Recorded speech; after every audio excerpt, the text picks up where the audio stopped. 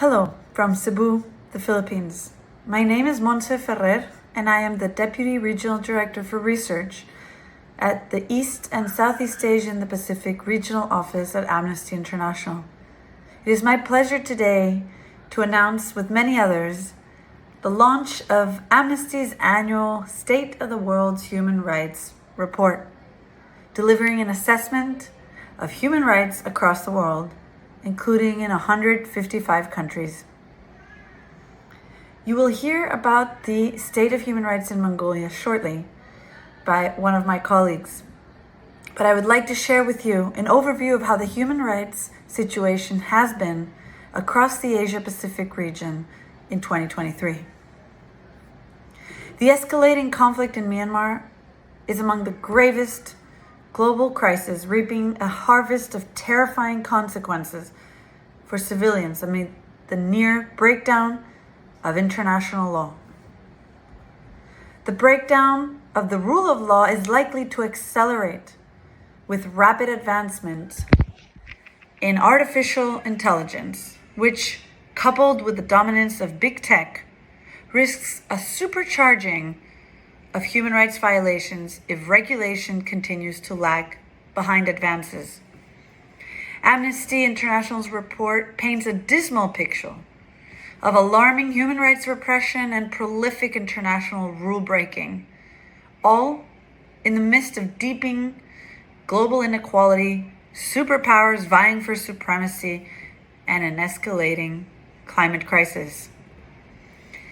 Lawlessness, discrimination, and impunity in conflicts and elsewhere have been enabled by unchecked use of new and familiar technologies, which are now routinely weaponized by military, political, and corporate actors. Big tech's platforms have stoked conflict. Spyware and mass surveillance tools are used to encroach on fundamental rights and freedoms, while governments are deploying automated tools targeting the most marginalized groups in society. Myanmar. Amnesty International's report presents a stark assessment of the betrayal of human rights principles by today's leaders and institutions in the face of multiplying conflicts, such as those in Myanmar, but also across the world in Israel and the occupied Palestinian territories, Ukraine, Sudan. In Myanmar, where at least 1,345 people, mostly civilians, were killed by the Myanmar military throughout 2023 alone, amounts to violations of international humanitarian law. The military intensified airstrikes, which were frequently indiscriminate or directly targeted civilians and civilian objects. Unlawful killings in the context of military airstrikes and ground attacks constituted acts of collective punishment against civilian populations. Myanmar's escalating armed conflict exemplifies a horrifying global trend of governments disregarding the rights of civilians with flagrant rule-breaking that has far-reaching consequences, including murder, detention, and displacement. The Myanmar military has committed war crimes and possible crimes against humanity with total impunity since seizing power in a coup more than 3 years ago.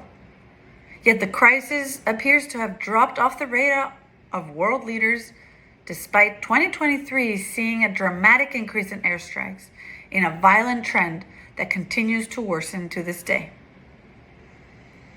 It is crucial that the international community, including the leaders of Myanmar's ASEAN neighbors, take concrete steps that will end the bloodshed and hold the military accountable for abuses.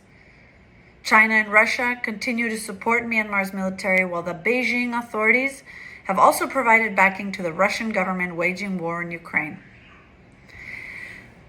There are not many good news in 2023, but one breakthrough was that Amnesty International's research on Myanmar has contributed to positive developments.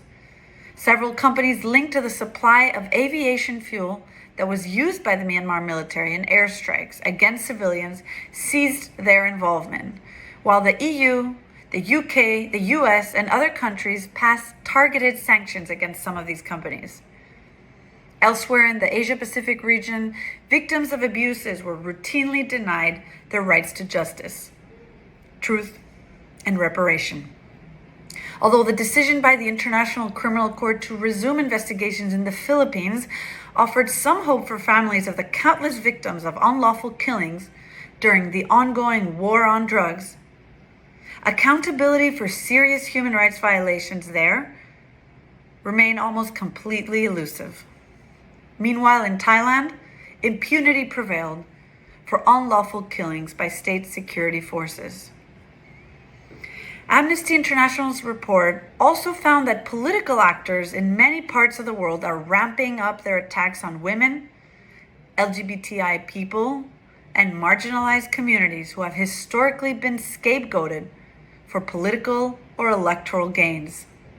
Across the Asia-Pacific region, long-standing patterns of discrimination against religious and ethnic minorities, women and girls, LGBTI people, and indigenous people persisted. The human rights situation in China's Xinjiang region remained grave, and there was no accountability for crimes against humanity against Uyghurs, Kazakhs, and other predominantly Muslim ethnic minorities in the region. The precarious position of LGBTI individuals and groups was also illustrated in China, where a prominent LGBTI organization was forced to close in the face of the government's ongoing anti-LGBTI campaign. Meanwhile, in Malaysia, books and other materials considered to promote LGBTI lifestyles were banned. And in Mongolia, a pro-LGBTI march was banned. I'm sure you will hear more about that. Discrimination against indigenous peoples remained widespread in the region. In Cambodia, Indonesia, and Malaysia, indigenous peoples' rights were ignored as commercial exploitation of their lands threatened their lives and livelihoods. In the Philippines, 2 indigenous environmental protection activists were forcibly disappeared, and various indigenous peoples' rights leaders were designated as terrorists. And a historic opportunity to progress the rights of First Nations people in Australia was lost, with the rejection in a national referendum of a proposal to establish an Indigenous voice that would have enabled them to make direct representations to Parliament.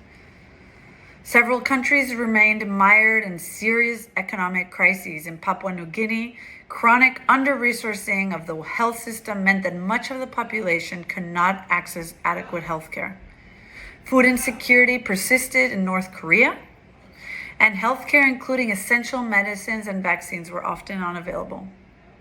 Forced evictions and house demolitions left thousands of people homeless and destitute. In Cambodia, in particular, the process of forcibly evicting families from the UNESCO World Heritage Site of Angkor put 10,000 families at risk. It's a damning fact that belonging to a minority or a marginalized group, whether based on religion, sexuality, race, economic circumstances, or something else, put you at a greater risk of human rights violations in the Asia-Pacific region.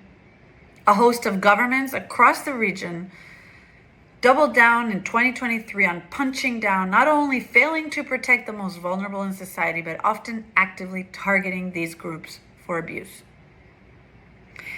Amnesty's annual report also finds that new and existing technologies have increasingly been weaponized to aid and abet repressive political forces to spread disinformation, pitting communities against each other and attacking minorities.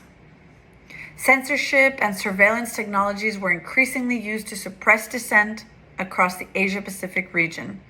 In China, new guidelines place further restrictions on social media users, while social media companies required certain users to disclose their identity, raising concerns about the right to privacy. In Hong Kong, the draconian national security law and colonial-era sedition law were used to censor books, songs, social media, and other on- and offline content. And surveillance was also pervasive in Myanmar. Meanwhile, spyware has remained largely unregulated, despite the long-term evidence of the human rights violations it drives, while with activists in exile, journalists, and human rights defenders usually among those targeted. In Vietnam, Amnesty International found that state agents, or persons acting on behalf, were likely behind a campaign targeting dozens of social media accounts using predator spyware, while the Thai government failed to address concerns about its use of Pegasus software against human rights defenders. With millions fleeing conflicts around the world, the report notes how abusive technologies were relied upon for migration governance and border enforcement, including through the use of digital alternatives to detention, border externalization technologies, data software, biometrics, and algorithmic decision-making systems. As tens of thousands of people joined Amnesty's 2023 campaign to call on big tech company Meta, formerly Facebook, to pay reparations to the Rohingya for the role that Facebook played in the ethnic cleansing of the persecuted minority group in Myanmar in 2017, Amnesty International documented how Facebook's algorithms continue to fuel division and contribute to ethnic violence in the world, such as in Ethiopia. In the face of rapacious advancements, regulation has largely remained stagnant. The human rights organization, Amnesty, forecasts that these problems will escalate in a landmark election year, 2024, with a surveillance-based business model underpinning major social media platforms such as Facebook, Instagram, TikTok, and YouTube, acting as a catalyst for human rights violations in the context of elections. In addition, the Israel-Hamas conflict sparked hundreds of protests worldwide, with people taking to streets across the world. In addition, demanding the right to abortion, and thousands joined youth-led movements, Fridays for Future, to call for the fair and phase out of fossil fuel. The tireless campaigning of activists across the Asia-Pacific also led to a number of significant human rights wins in the region. Following advocacy by Taiwan's Me Too movement and Amnesty International Taiwan to end online sexual violence, the government passed an amendment to Taiwan's Sexual Assault Crime Prevention Act. There were further victories for LGBTI rights when Thai lawmakers began a process of legalizing same-sex marriage, while court rulings in Hong Kong and South Korea gave greater recognition to the rights of same-sex couples and/or transgender people. And while there were also signs of greater tolerance for public protests in Fiji, this was an exception. In the main, governments across the region sought to further curtail the right to peaceful assembly. In Thailand, criminal charges have been brought against nearly 2,000 people by the end of the year in connection with their participation in protests for political and social reform, which began in 2020. In China, there were reports of ongoing harassment of people who took part in a wave of 2022 demonstrations, while one Uyghur student was sentenced to 3 years imprisonment for posting a video of the protests on social media. In Malaysia and Mongolia, authorities continue to use repressive laws to restrict the right to peaceful protest, while in South Korea, the increasingly hard line against illegal protests set the scene for extortionate claims for damages by a state-owned company against disability rights campaigners. The right to protest is critical to shining a light on abuses and on leaders' responsibilities. People have made it abundantly clear that they want human rights. The onus is on governments to show that they're listening. Given the grim global state of play, urgent measures are required to revitalize and renew the international institutions intended to safeguard humanity. Steps must be taken to reform the UN Security Council so that permanent members cannot wield their veto power unchecked to prevent the protection of civilians and bolster their geopolitical alliances. Governments must also take robust legislative and regulatory steps to address the risks and harms caused by AI technologies and rein in big tech. Thank you very much for your time, and goodbye from the Philippines.